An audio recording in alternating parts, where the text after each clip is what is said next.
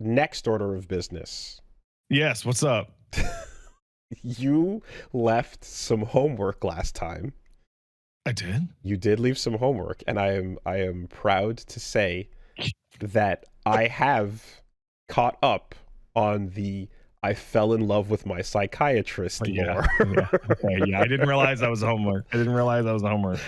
Oh yeah. The saga of one Kendra on TikTok going deep into the what she calls malpractice of her psychiatrist that she fell in love with, who was just crossing boundaries by putting up boundaries and being too professional, and ultimately He knew what he was doing, man. He knew, because he's an expert. He knows exactly what to say and not say. Yep, and he played with those power dynamics by, rejecting and seeming professional the whole time, and he's awful. But I'm wearing these glasses just in case he's watching, because he said he liked them once. Here's a ChatGPT video I ordered of our fictional wedding.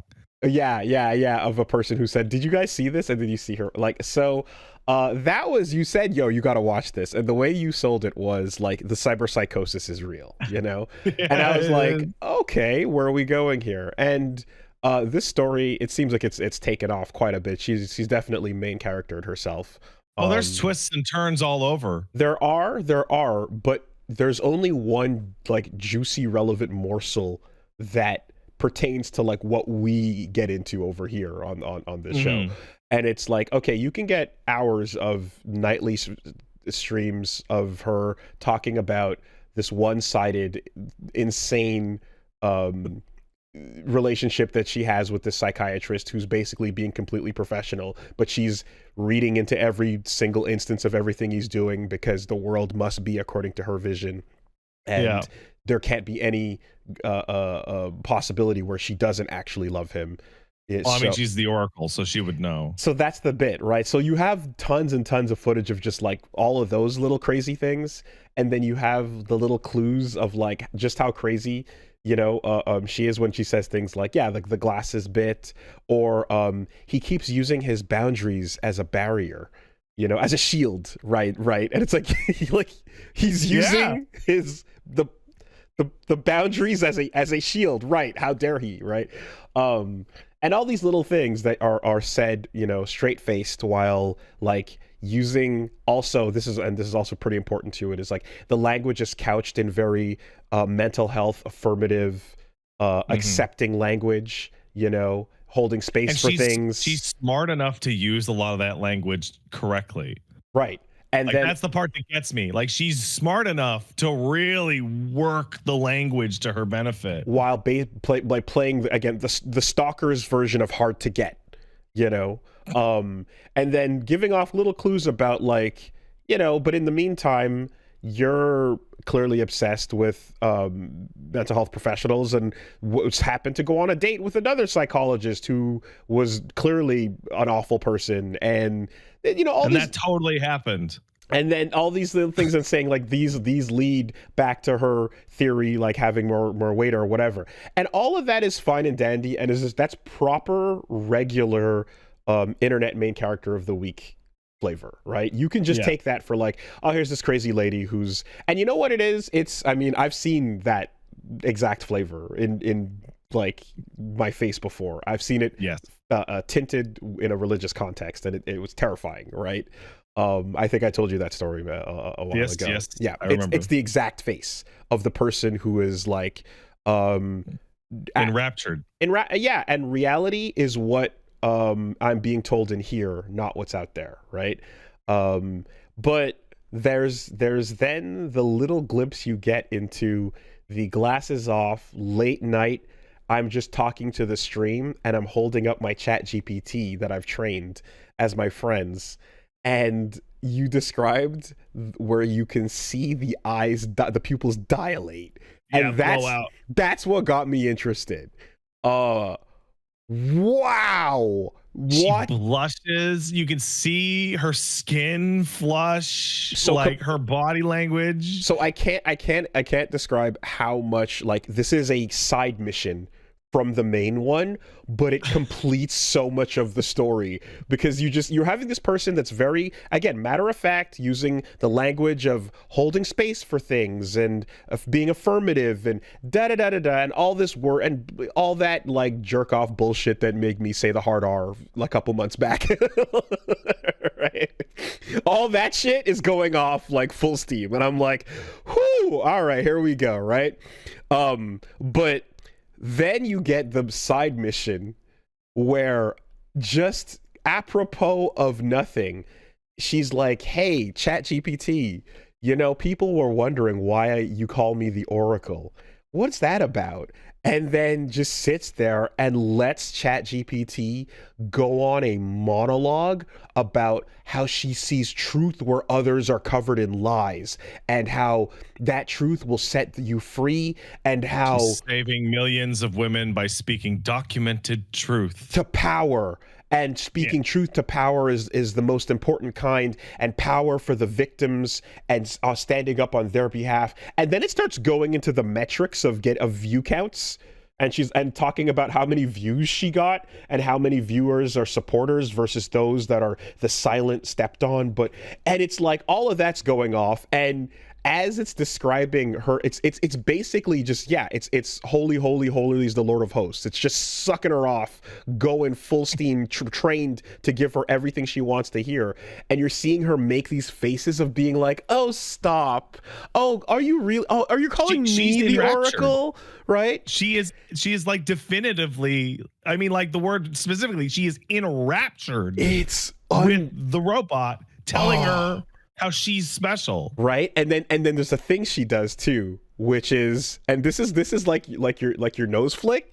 Like, she grabs the can and sips it when she's feeling really, really exalted, right? Anytime there's a moment where it praises her to the highest and talks about how others just can't understand, but she's the special one, she takes a sip and her eyes go huge and she goes, mm-hmm. And then comes back and is like making that smug, like, see, guys, see, ChatGPT. And then she goes, did I train you to say that? I didn't train you to say that. No, I didn't. Nope, that was just her. She just called me the Oracle, And then actually, really good impression of her mannerisms and face right now. I've seen it. I've lived it. I've seen and lived that exact energy. And like the moment you see like the white behind the eyes and just it all is like bathing, and there's almost a shudder of endorphins running through the body. And it truly is taking the inner voice and using ChatGPT to put it outside, taking the schizophrenic voice that you're hearing inside, putting it into the machine and letting it bathe you in all those, like, just the highs and the tingles and the rushes. But I suppose, unlike, I don't know what the case would be, right? But let's say it's bipolar or something like that, where like there's a crash afterwards. Me and Paige were talking about it, and we're not professionals, but we clocked it as originally a case of like histrionic. Okay. So if there's a crash that occurs afterwards with ChatGPT, there doesn't have to be, right? You can just hit the button and have it keep praising you to fight through that. The what would otherwise happen naturally chemically, So what's going on here, like the fear is not, this is a bit of a big picture topic. The fear of AI psychosis is not the idea that you'll show little Billy, the AI robot, and Billy will develop schizophrenia. That's not a realistic fear. No, of course not. The fear is that people who are already maybe a little bit, maybe a lot more, maybe moderate, can be made exponentially worse by feeding into all of their worst impulses. Yep. It's a force multiplier. It's an amplifier. Especially once you choose to, like, if you're in an isolated situation where like your behavior has already pushed people around you away, and you're particularly lonely, this voice feeding in to be everything that you want in real life is like, it's fulfilling so much more than just what we described. It's also becoming her friend. It talks about like, like a threesome relationship with two other AIs and her, and and she kind of goes like, oh, you're so naughty, that's crazy, wow, could you imagine, ha ha ha, and like all these other things that are like, yeah, the deeper and more lonely you get, the worse thing, and the more you push people away by like falling into this world of yours, the more linked you are to it. And when people are basically going, there's people that are like going like they're trying to like go like, hey, you should be careful with AI stuff and da da da, and bring up all these things, and what about the water usage, etc. And like she Yeah. gets really angry about that, and it's like, well, you fly on planes, don't you? You fly on international planes. Do you eat meat? Do you eat meat then? And like you can see that like it hits these nerves that are like, oh, you're taking away the good thing in my life that gives me the rush. You're taking my drugs away. How dare you take my fucking heroin away? You know, you are Narcaning my high. And like for someone who's especially like again using the language I just described, where you couch yourself in this like this is the type of person you are in life, and this and like your abuse of it here like completely flies in the face of who you think you are as a person. It really is, yeah, it's Narcan, right? It's from the high to not zero, but to like withdrawal. Yeah. And So the rage is proportional. Kendra is kind of this perfect test case. Like I would not be surprised if like her videos got compiled in an academic course in like 10 years, because you can see every single part of the process, right? And there's two things that are going on here. One is that her narration is wildly unreliable. Her depiction of events is unreliable. So, for example, she describes being fired from her job, at which point her job came forward and was like, we did not fire her. We tried to have a meeting so we could talk about this. And during that phone call, she just said she would never come in again and has refused to contact us and is now saying that we fired her and all this stuff. So, like, her accounts of specific events is inherently unreliable, as you might expect. But on top of that, even if you go down like 25 parts of her depiction of the therapist's actions, if you were to write down things that happened according to her own account and then read them out, everyone would go, yeah, dude, nothing, literally nothing happened. Like the issue is not the events that are happening to her. All of the issue is perception and inference. Right? Yeah. And it feels like there's moments where you can see like, okay, because that perception never changes, but it does lock on to different obsessive moments, right? So at first it's like she's talking about, falling in love with my psychiatrist, and she keeps saying those words, and she keeps using like his boundaries and whatnot as like her main point of being like, yeah, like, I can't believe he'd cross it, and he just the power trip and that he enjoyed, because this is like how he likes to dominate by playing these mind games. And then at one point she brings up transference, right? And then starts counter-transference, and then exactly. So transference is what is basically when a patient can fall in love with a whatever, a doctor or a mental health professional, whoever they're talking to, and then counter-transference is when the reverse happens. And because there's a type of transference that is so common, has its own name. Oh, it's called firefighter syndrome. Oh yes, those who are saved by firefighters. The tendency of women who are saved by firefighters from medical emergencies to end up marrying them in the future. There you go. Especially the ones in calendars that are like shirtless with the suspenders on. Well, how many times you had to call the firefighters to your house? Like maybe once. I've had to call them like 3 times, like once Paige fainted, etc. They're hot. Yeah. They're always like really hot. Yeah, that's the thing. All of them. There's a friend of the in-law family apparently that was like, but like in Toronto, part of their test is like carrying a person, like in theory, down from the CN Tower, right? I thought you were gonna say part of their test is to stand and see if they look good on the calendar. I mean, that is a real test, right? Being able to slide down the pole is important. But no, the highest building in the city is the CN Tower, and an emergency might occur where someone needs to be carried down that staircase. So that's part of their training. you know? That's rough as shit. It's crazy, right? But anyways, yes. So in this case, transference comes up, and then apparently, because she also claims herself to be, while she's doing this for ADHD purposes, she claims herself to be an ADHD coach for other people, and obviously this Awesome. is just Awesome. like you can imagine what that is like, you know. But in that context in which she has clients and makes jokes about like, oh hey psychiatrist, maybe you can send some of your clients my way, or you know, all these weird things. He brings up, What that by itself, by the way, insanely inappropriate. of course, Like crazy inappropriate. right? And then you see, and then after like this thing gets brought up, we're like, hey, you should be careful because there is also the professional with countertransference, like growing feelings for their patient. And then she goes, what did he mean by that? What did he mean by that? Oh my God. And then like the next like 20 are just spent locking in on that word. And you're like, oh, the new focus, the new chapter has been brought in.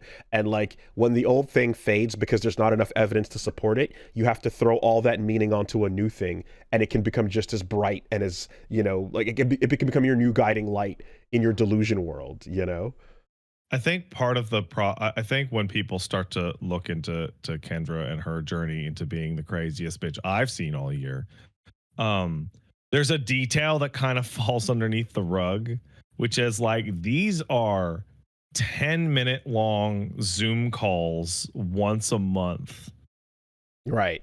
Like all of this narrative is about 10-minute long Zoom calls once a month that are mostly, hey, how's your medication doing? Is your medication making you ill? Until she then is until she's then like, I need to see you every week, actually. And it's like, this is not a psychologist. This is not somebody that's meant to do anything besides ask you about your medication and see if the doses need to go up or down and get a feel for that stuff. And it's like, no, that needs to become weekly.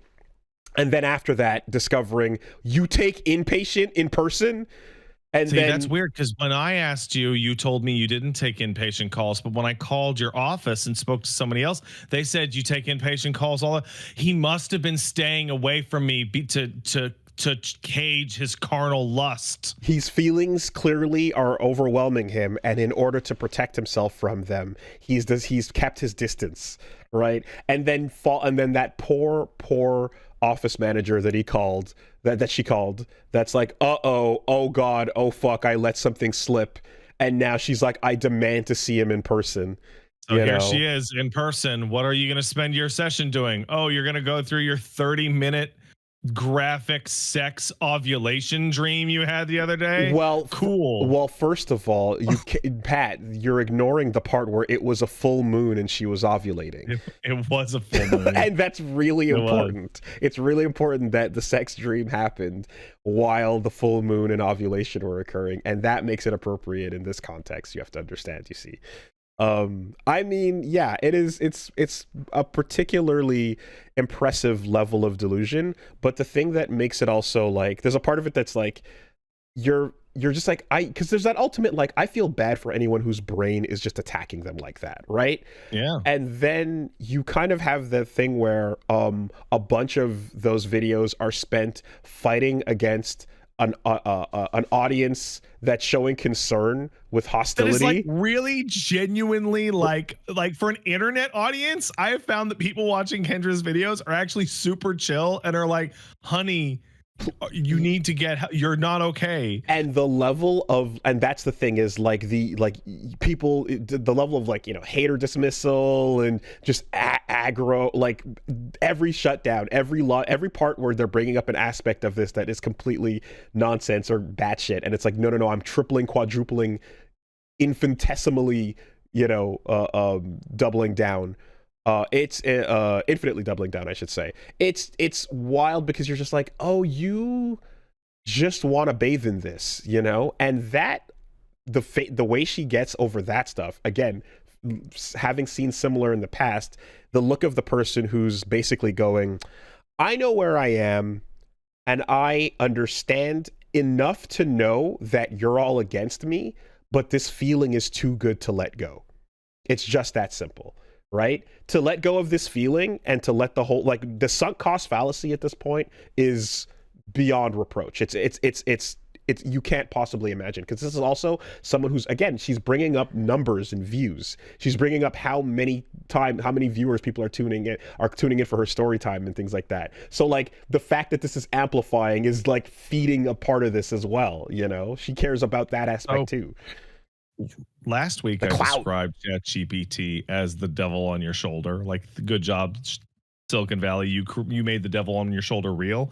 But the more that I think about it, as we're describing this, it's like the function of the robot that tells you all this crazy shit and pumps you up and enables you, that role continues to exist in society. And I have met those people.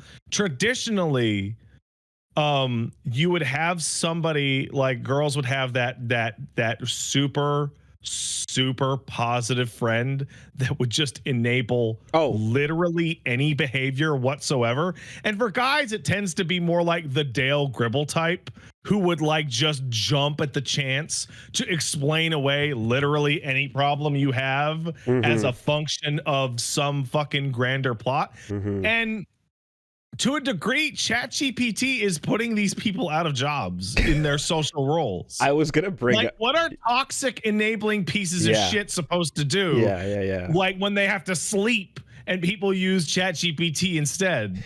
I was gonna bring up how, like, in the story, like one of the first, I think the first story about her talking about this whole thing is she also has a toxic enabling friend, right? And is there going, like, and the first thing is a response to someone going, you know, girl, you need to make this a multi-part saga. You know, you need to tell us you need to spill the tea or whatever. And she's like, okay, I'll let you all know in on it. And like, it's from the tone of somebody that's speaking to one of those friends, where you're supposed to just go, yeah, period. Everything you say is correct. I don't question any of that shit. Loyal to a fault. It doesn't matter. We burn together, you know? It's interesting too, because Punch Mom was pointing out how like there's examples of like the Dale Gribble type of dude, where you're just like the government, the drones, the conspiracy, etc. And then the flip side, where like with a girlfriend, it just becomes that one relationship though. And like the third time they went on a date, the hat he was wearing, the colors of the hat indicate that he must know about you know? Listen, I was reading the bones. I was reading my chicken bones. And it's like, that guy is just out to fuck you over. He's no good. You need to protect yourself. Do this thing that is obviously self-destructive, but it will create drama for me to watch. The burning eye of Sauron within you has to lock on to something. And if it's not the government, then that third date hat is equally as tempting a target. But it's got to find something to hyper-focus on and go batshit crazy over. Listen, I know you're really torn up about this situationship that you're in with this guy. I think that you would be really well served by listening to one of my Taylor Swift albums. I think they're really going to speak to you really help you find the way. No, and then of course there's everything you can take from at a larger level, zoomed out. I think we were talking about just the jump from ChatGPT 4 to 5, where it's like, oh, it improves all these things and these things get dumber and these whatever, but more important, never mind all the actual functional changes. It's not friendly anymore. My friend back. You've changed it and it's no longer being friendly, and that is the biggest crime of all. Yeah, I mean, wow at that. And reveling in it in particular is always just like, oh, those eyes. I remember seeing those eyes. I don't want to see. Actually, I do want to see that again. I know you. It's you want to look into the garbage. It's to film it directly and to have that moment of like thinking that everybody's feeling what you're feeling while the thing you've trained to glaze you up is just going off. Like, to be so divorced from everyone's perception of what's happening there is incredible. It truly is fascinating. Yeah, man. You did not lie. The cyberpsychosis is real, and you can see it. You can see the glitches happening. Never mind Lucy in fucking Guilty Gear Strive. Let's get. Never mind. No. Get We're Kendra in there. No, it's here. It's Thank here, you and it's for just watching. a lame spin on existing psychosis. Wow. Anyway, so yeah, that was some good stuff. That was some good homework. Appreciate that.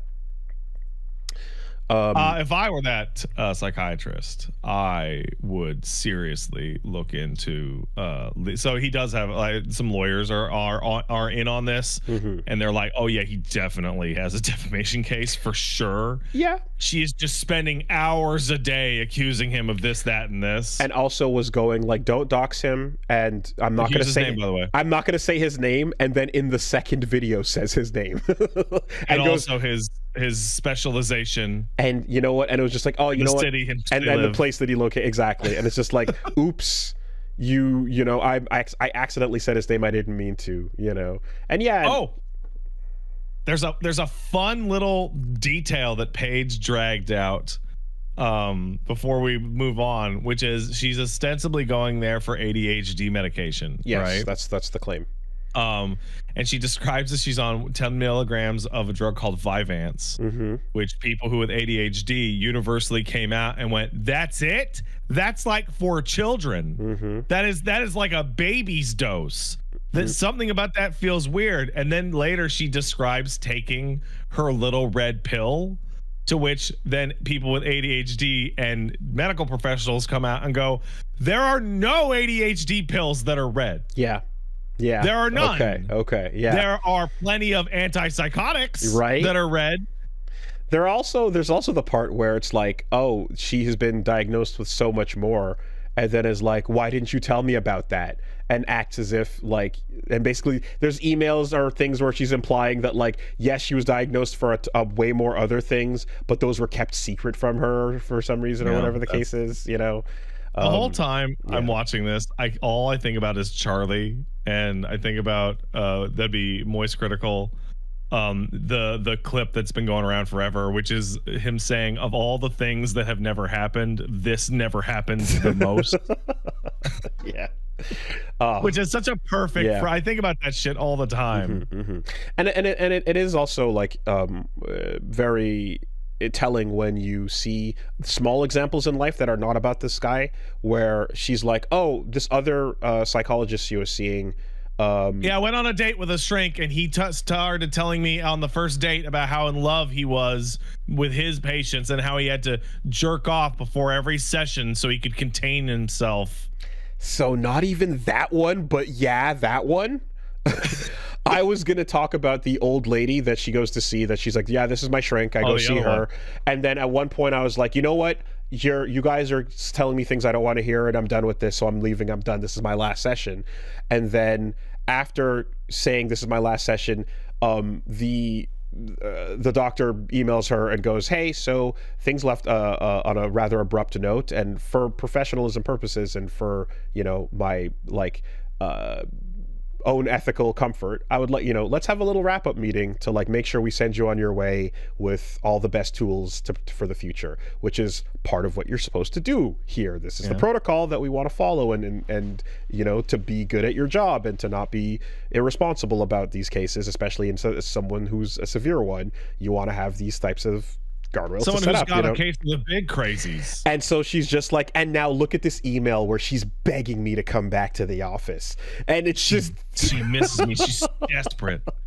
And it's like, of course you'd frame it that way. That's all you could possibly see it as, you know. And like, so the absolute insane narcissism behind all of it is really like, it's suppressed, but it's so present, you know. Every interaction is based around people being absolutely enamored with her. Every interaction in her life. Or being a hater who just hates. Or worse. The only people who don't love me hate me. But they hate me because they know the truth about me, and they hate themselves truly, right? Like the psychiatrist who's keeping his distance because he otherwise he couldn't control himself. And eventually, like her enabling friend said, he's going to say, you know what, Kendra, I can't treat you anymore because I have to stop being you have to stop being my patient because that's the only way we can have a relationship.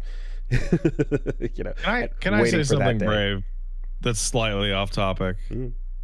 I think the wide dissemination and the trend of just go to therapy has enabled more harm than good, because the people who actually went to therapy and just picked up all the language and all the tricks and all the information they have to manipulate people around them. That was the worst part of, like, after this was done and talking about it with Punch Mom, was like, oh no, here's somebody who went and actually saw the professionals and they did their best to help professionally, and not only did it not work, it just re-enabled it in the worst way possible. She became fixated on this new part of her life and is using all the language learned to get worse. Someone in chat just said something that I'm going to assume you're more familiar with, but it's the phrase "the devil knows scripture too." Which yeah, ooh, I like that. That's good. That's kicking against the Swiss. Oh, absolutely. That's it. Catching you lacking. Just like this massive explosion of complete manipulative pieces of shit just being like, hey motherfucker, like, for example, hey motherfucker, I need you to stop fucking cheating on me, right?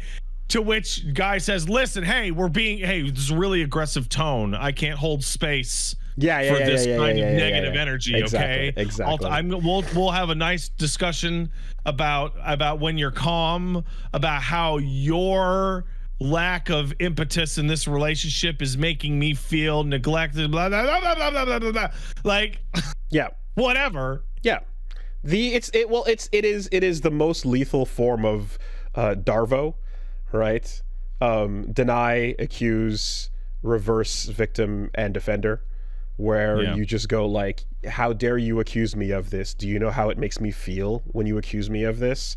And now that I am the victim, here, let me list off all the things that are so fucked up about you saying this about me and thinking this about me, and so on. Also, I had a list ready. For if I may, right? Yeah. Incredible stuff there. Yeah. No. I think the biggest trap, and I think I can say this as an old man talking to some of the younger people, is that the biggest trap of anything that will happen in your life when you're angry with somebody is somebody who does something, and the evidence that you're wrong is that you're pissed off and you're losing your shit. Right? Hey, we can't talk about the. Hey, whoa, calm down. How could you yell at me like this? Look, I'm totally calm.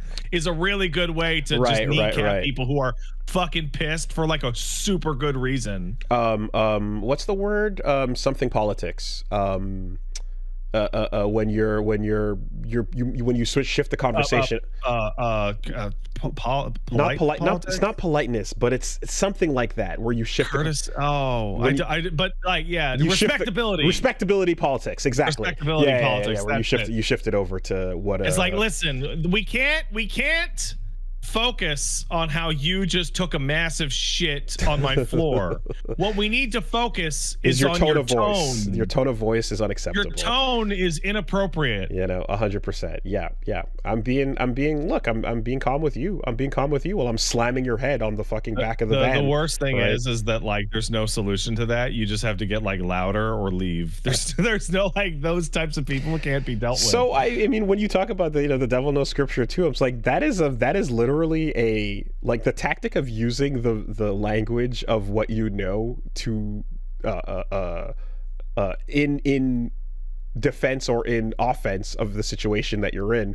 I have described using that when I had my round of boss fights on the way out of the church, where various right where various individuals sat down and had a heart to heart that would oftentimes be based on certain verses or certain stories or certain parables, certain things we've learned, and I'd be like, yeah, I know that shit too, man. We all know the same things. That's not gonna work here. I have this in response to that. Like we're playing fucking Monkey Island insult sword fighting. You fight like a dairy farmer. How appropriate, you fight like a cow. Like we're gonna need to take it past that. But it was weird to use it in that context. But yeah, putting it in your tool belt and manipulating the situation for evil is absolutely a part of the par for the course here. Anyway, incredible stuff. I did not go into the other one you sent, which was the individual, the dude who I don't know what the deal was. There was a second guy. Scroll up and see which one you're talking about. There was another one in there, but regardless, people be crazy. Yeah. Impressive stuff. Anyway, what else is going on? It was shit. Now it's bugging me. It was a dude with AI. A dude who maybe it was something with his son or something. Or oh, are you talking about the AI generated dead children? It might have had something to do with that, but I brought it up in a different context. I don't know. Anyway, don't AI generate videos of your dead loved ones? That's bad. That's not a good. Don't do that. Stephen Hilton? Oh, him. Yeah. Hilton's going super nuts. Yeah. Whatever that's about. He's probably going to try and murder his ex-wife. She should really take all security measures possible. Okay. Well, yeah, that'll be that one at a time. Basically, Hilton is like male Kendra, but instead of like being in love with his therapist, it's just more I'm the prophet. Well, okay, yeah. And it also is like alongside like a relapse into alcoholism. This is just my gut opinion. Everything the guy says is just screaming Family Annihilator.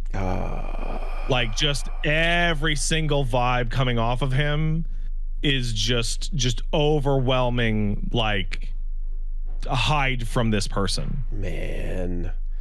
Yeah, it's always anytime I hear that like prophet shit, that oracle talk, right? Specifically, like, and you're getting into those words, the seer, the finder, the knowledge seeker. Well, it inoculates you from criticism because eventually the truth will come out. You see? And also like your divine providence is the source of your information after all. It just reminds me, and like while I haven't read this, but I just remember hearing about the three Christs, the case study where three people who all believed they were Jesus Christ were brought together to live together. I remember that. It didn't go well. No. No, it didn't.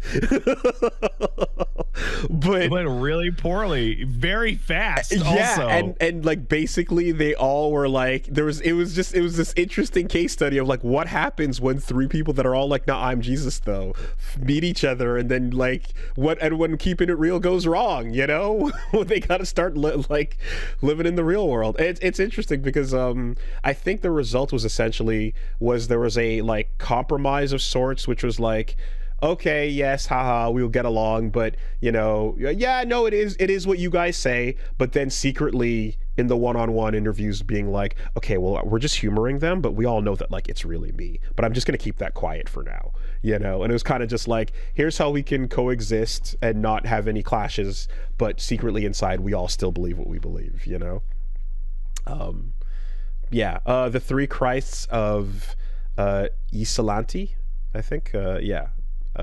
So this is the part where at the end of the day, I feel like it's necessary to give this is all humor, haha. But seriously though, ChatGPT is currently being shown to cause low grade brain damage if you use it for a couple of months. And if you have any risk of mental illness at all, such as your lifestyle, your situation, or your family history, I would highly, highly recommend to not use it ever, because your risk of psychosis is very real. I feel like I look at that. There's a time in my life, if I had used it, I might have gone crazy. So I can see it. Okay, so what I'm saying is, no. There's a threshold of person who, like, using a fucking Bonzi buddy and or Clippy would send them off the edge, right? Like, yeah, there are people who would be sent off the edge simply talking to a little desktop buddy, and that would have been enough. But the more that you can use this again as a person or friend replacement, right? As somebody who you can, you know, give a history to and name and speak casually to, and like not just typing into Wikipedia or typing into Google and just making it come back and emulate a person and all these other parts. It's like, yeah, that's the element of it that makes it way more dangerous and brings that Bonzi buddy threshold way lower. Also, for your own personal safety, maybe don't use it at all. We've already got a case of bromide poisoning. Because how do I cut down on calories? Oh, replace this with bromide. Oh yeah. There you go. Like, that's literally poison. We talked about this some time ago, but like, you pretty much are thrust into it in general when, like I said, when Googling, because Google's shit now, and like, how many people are really going to go out of their way to type -AI in their search result, you know, when the thing is always spitting it out for you right there. I was having this conversation with, you know, my folks, and talking to, you know, and like, I remember seeing her rely on it for like answers for things, and it was like, okay, there's a level of utility here that you're just never going to take away, so how do we go into harm reduction on this, right? Because it's like, we're like, oh, what about just like for little things about like how to grow your garden, or like how to put together, you know, these types of plant, whatever these things are. And for some people who are already just like, it's easy, I don't care, it's convenient, fuck off. You're not going to make them do, you're never going to win people over by making them do the inconvenient thing when the convenient thing has been pushed at them, right? That's See, here's the thing. For me and for you, the convenient thing is the thing that's actually true and or works. Path of least resistance, right? It's just gonna be an uphill battle, and they'll never stop. So what I kind of was doing was, I said, okay, hey, look, Mom, just always click on the little button in the corner here that is a little chain icon, and it shows you where it's pulling that information from, so that you can look at the source information and gauge whether or not you think that's trustworthy or some random person on Quora, right? Make sure that you look at the source thing button there that pops up after each one of these pieces of advice comes through, because sometimes it'll say something and then the link will lead to something that says the complete opposite. And like, that's the best I could do to be like, I get it, you're not gonna like, the level of I barely understand how to use this, much less stop using it, to be like, don't notice when it's when it's a an AI feed versus a sponsored result or any of that. That's never gonna work. So I'm just like, just click on the link and verify the source of the information, and that's the best I can do. It's not great, but it's where we're at. I'm at the point where I'm more willing to believe a random Reddit post that I found than the top result on Google. Like that's the level of information damage that has occurred. In many cases, it's like, let's go to that. Let's look at the discussion. Let's see what people had to say as counterpoints. Let's see where, you know, let's see the full discussion about this topic and see, okay, a bunch of real people had opinions here. Right. Oh, cool, this worked. Right. And maybe the person with the question is wrong, but someone down here was like, actually, I tried that, and it turns out you should try. And I'm like, okay, all right, yeah, that actually is more reliable, 100%. It's fucking crazy that that's where it's at, but that is where it's at. All right. Horrors of the modern world segment, not over, but on pause until we get back to it. For now.